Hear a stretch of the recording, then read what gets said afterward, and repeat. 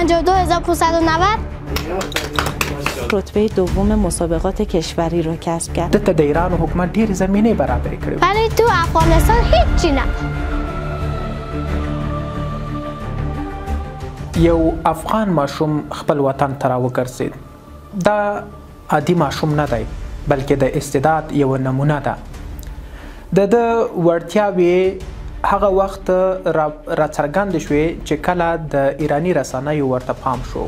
نه حتی تلفظ کردنش و پرسیدنش برای خود من سخته. چطوری داریم حسابش میکنی واقعا؟ با ذهنی. آریا محمدی در مسابقات کشوری که برگزار شد آریا جان رتبه دوم مسابقات کشوری رو کسب کرد که این خودش برای من خیلی احساساتی شده بودم. واقعا خوشحال بودم. دا ماشوم په ایران کې اوسېده او د ایران په ځینو مهمو سیالیو کې لومړی مقامونه وګټل او دې سیالیو ده ته یو عزت ورکړ. خو دا ماشوم څوک دی؟ به نام خداوند پاک و سبحان که از خاک آفریده این گونه انسان. سلام و عرض ادب خدمت شما و هموطنان عزیزم. آریا محمدی هستم، قهرمان کوچک ریاضی افغانستان. آریا محمدی شاگرد ترکیه مفتخر به دریافت رتبه دوم کشوری و دعوت شده به مسابقات بین المللی 2025. د ده پلار سره چې موږ خبرې وکړې ویلې چې کله مې د خپل زوی استعداد ولید او دلته د ایران لخوا د ده عزت او قدردانۍ ولیده او په ځینو سیالیو کې د ایران نوم یې پورته کړ، د ایران بیرغ یې پورته کړ، نو یې ځان سره مې احساس وکړ چې ولی خپل وطن ته ولاړ نسم. من در محاسبات ذهنی و چوتکه آموزش دیدم.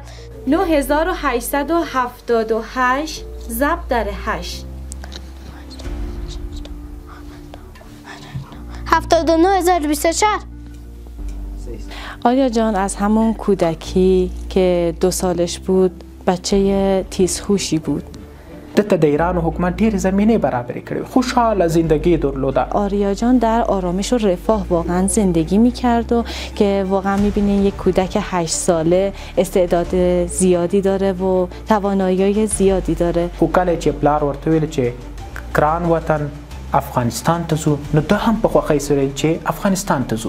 من به عنوان یک کودک افغان امیدوارم، باور دارم آینده روشن افغانستان در دستان دانش، صداقت و همدلی نهفته است. بالاخره راځي د کابل ښار په کوټ سنګي کې یو اتاق نیسي او دا اتاق په یو هوټل کې دی چې نه داسې مناسب امکانات لري ځکه د غریبۍ پیسې دي او ډېر ناچیز اتاق کې دی زندگی کوي. من کودک هستم، رویاهایم بزرگند. من در ایران دوچرخه داشتم، اسباب بازی داشتم، نقاشی میکردم، ولی تو افغانستان هیچی ندارم. دا چې د ده په ژوند کې څه لاسته راوړنې دي د لا ښه پوهېدا لپاره یې مور ته غوږ کیږو. من مادرش هم هستم با اینکه هم مربیش هستم.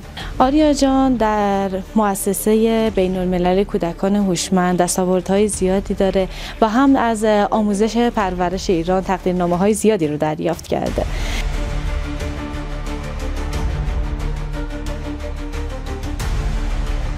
دعوتنامه مسابقات بین المللی آریا جان که براشون اومده بود برای کشور آذربایجان. گواهینامه بین المللیش هستش که کد QR داره، اسکن کنین بالا میاد و گواهینامه ترم 12 هم تموم کرده. اوس هغه شخص در پیژنو چې د سره ډیره همکاري کړې او رسنیو ته معرفي کړی.